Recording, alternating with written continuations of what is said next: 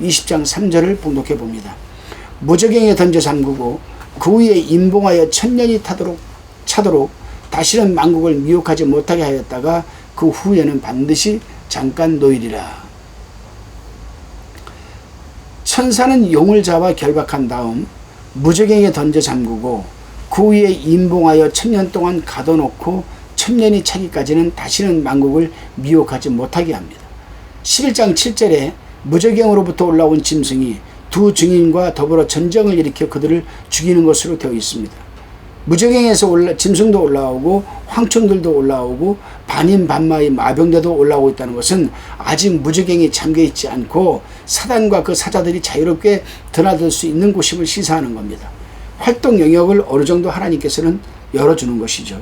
그래서 거라사 광인에게 들어간 군대는 귀신들도 무저갱에 들어버리지 말아달라고 간청하였던 것입니다, 여러분. 그러나 이제는 악한 자는 몽땅 무저갱에 가둬 넣게 됩니다. 그들이 일체 활동을 하지 못하도록 그들의 거처를 무저갱으로 여러분 제한하는 겁니다. 그래서 천사는 쇠사슬로 사단을 결박하여 무저갱에 던져놓고 무저갱의 자물쇠로 잠그고 임봉하여서 천년 기간 동안 활동하지 못하도록 하는 겁니다. 여기서 임봉한다는 것은 자물쇠로 잠그어서 그것을 천년 동안 열지 못하도록 단단히 조치하는 것을 뜻하는 말입니다. 근데 이 천년이 차도록 만국을 미혹하지 못하도록 한다라고 합니다.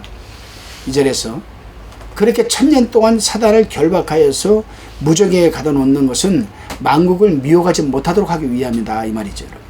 적그리스도의 나라가 망하고 땅의 왕들과 그 군대가 죽임을 당했는데 아직도 이 땅에 존재하는 나라가 있느냐라고 반문할지는 모르겠지만 이것은 단순히 최후의 전쟁에 참가하지 않은 세계 곳곳에 흩어져 있는 나라들일 뿐 아니라 천년왕국 시대에 새로 건설된 국가들까지 다 포함하는 말이라 이 말입니다. 천년왕국 시대에는 그리스도와 더불어 성도들이 왕노릇합니다. 왕이 된다는 것은 백성들을 거느리는 나라가 있다는 뜻이죠. 물론 이 나라들은 아마겟돈 후에 생존한 국가들을 심판하고 악한 자들을 다 죽인 다음에 건설될 나라들입니다. 천년왕국 시대에는 사단의 미혹이 없지요. 만국을 미혹하지 못하도록 사단을 감금해 두었기 때문입니다. 비록 미혹하는 자가 없어도 천년왕국 시대에 태어나는 자는 죄 없는 상태에서 살 수 있는 환경이 조성되었을 뿐 그들의 본성이 선한 것은 아닙니다.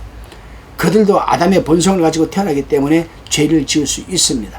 그래서 철저으로 다스려야 하는 겁니다. 그러나 유혹자가 없기 때문에 죄에 대한 욕구가 많이 감소할 것으로 여러분 보이긴 합니다.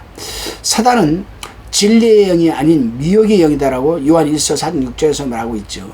사단이 자기 때가 얼마 남지 않은 걸 알고 택하신 자들까지 미혹함으로 많은 사람들이 미혹을 받아 믿음에서 떠나는 사태가 아마 벌어집니다. 디모데 전서 6장 10절을 한번 읽어보시기 바랍니다. 뱀이 그 간계로 하와를 미혹한 것 같이 성도들을 끊임없이 미혹하기 때문에 많은 사람들이 그리스도를 향하는 진실함과 깨끗함에서 여러분 떠나서 부패하게 되어진다라고 고린도후서 11장 3절에서 말하고 있습니다. 여러분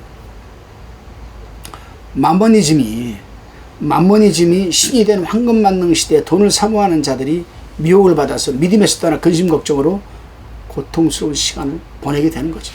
디모데전서 6장 10절에 여러분 기록되어 있습니다. 따라서 여러분 이 만모니즘이 신이 된 이 황금 만능 물질 시대, 이 돈이 최고다라고 생각하는 사람들, 이 사람들이 어떻게 보면 미혹을 제일 많이 받는 사람들이죠. 그리고 믿음에서 떠나게 되는 거예요. 그래서 궁극적으로 근심과 걱정과 고통스러운 시간을 보내게 되는 겁니다. 물론 믿는 자들 가운데서도 그렇다는 얘기죠. 인간의 욕심은 사단의 미혹을 받아들이는 통로가 되는 겁니다. 통로. 그래서 욕심이 잉태한즉 죄를 낳고라고 얘기를 하는 겁니다. 택하신 자들까지 미혹하는 말세에 주님은 미혹을 받지 않도록 조심하라고 마태복음 24장 4절에서 분명히 경고하고 있습니다. 사단의 미혹에 빠지게 되면은 진리에서 떠나게 된다는 것은 기정사실입니다. 야고보서 5장 19절에 그렇게 강력하게 여러분 말을 하고 있기 때문입니다. 여러분. 그래서 우리는 이 말씀들을 보면은 주님이 지상으로 재림하셔서 열국을 심판하시고 악인들은 마귀와 그 사자들을 위하여 예비된 유황 불못에 던져놓고 의인들만 남겨놓는 것이 여러분 아마도 확실하지 않나 이렇게 생각을 하게 됩니다.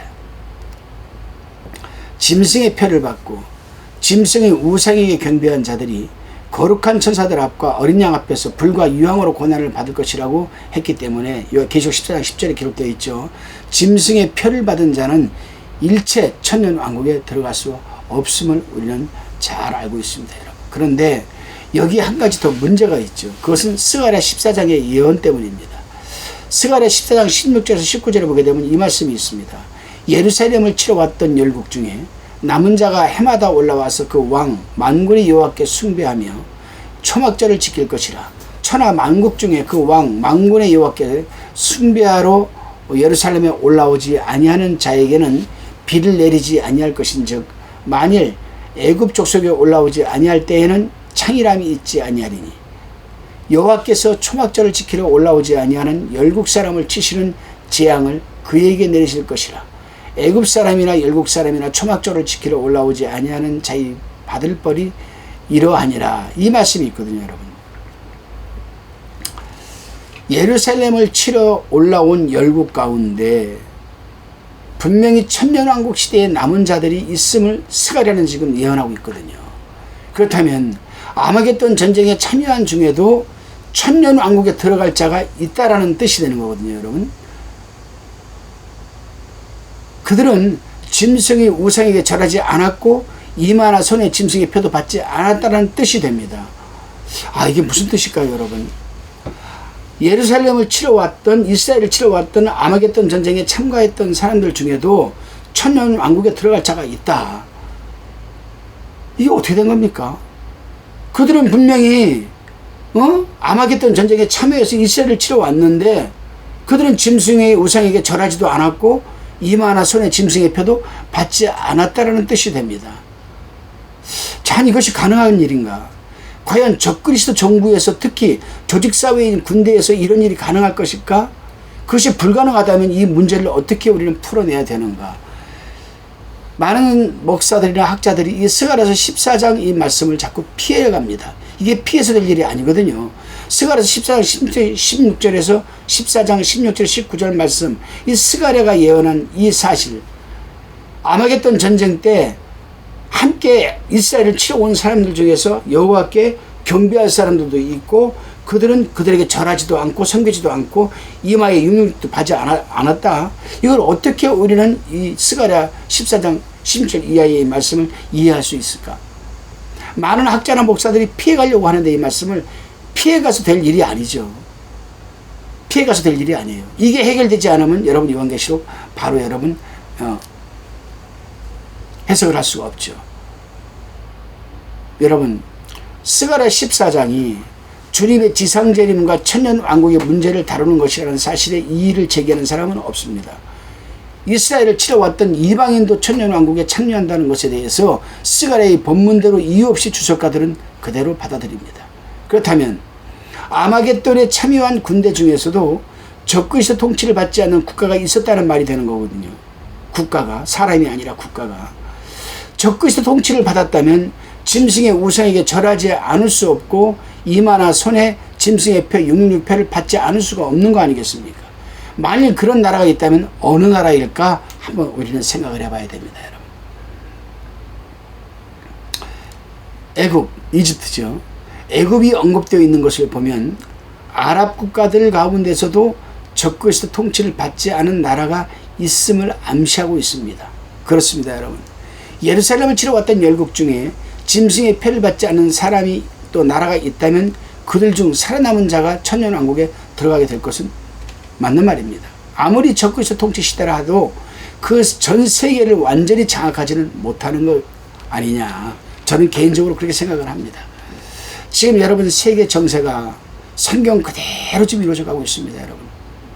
우리는 이스라엘이라는 한 나라, 러시아라는 이 나라, 곡과 마곡 이 배후에는 러시아가 있으면 성경이 분명히 말하고 있습니다. 구약에서도.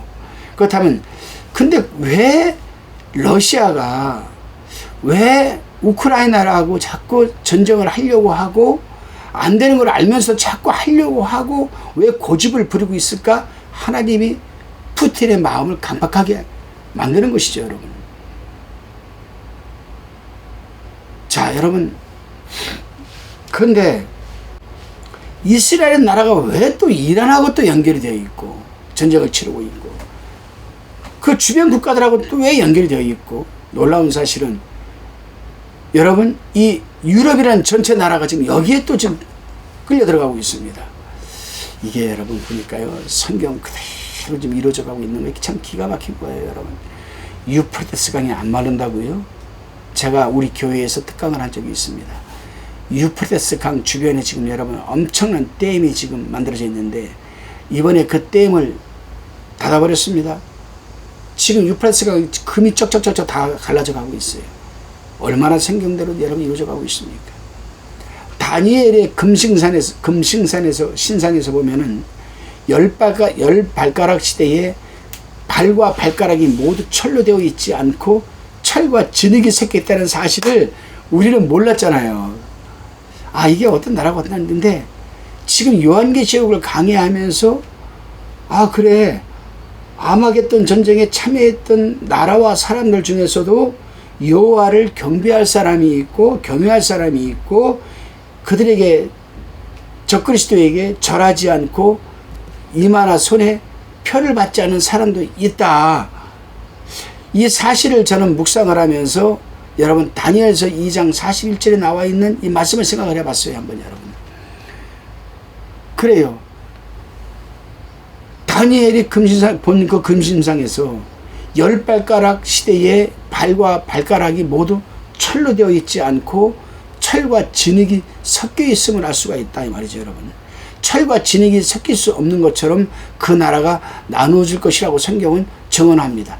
적그리스도도 분명히 합하여서 1만만의 영이 1억의 군대가 이스라엘을 치러 오지만은 이 중에서도 여러분 나누어질 사람과 국가가 있다라는 거예요. 여러분, 참 성경이요,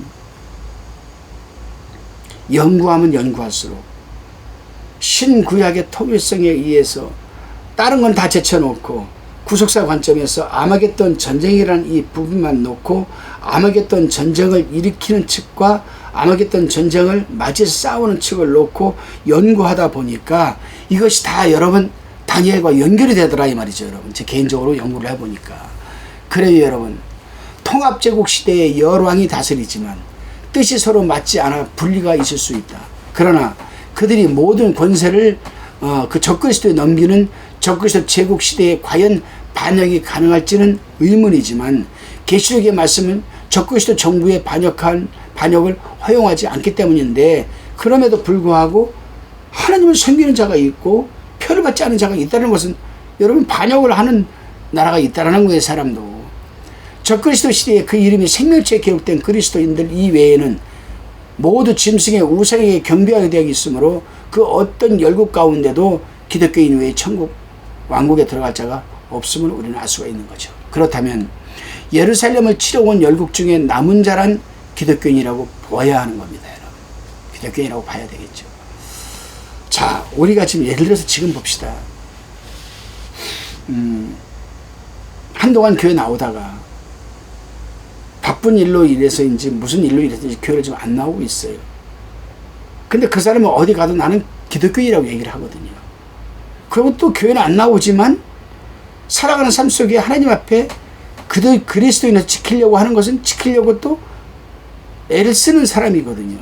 이 사람들을 우리는 뭐라고 부를 수 있을까요? 그리스도인이라고 봐야 될까요? 비그리스도인이라고 봐야 될까요?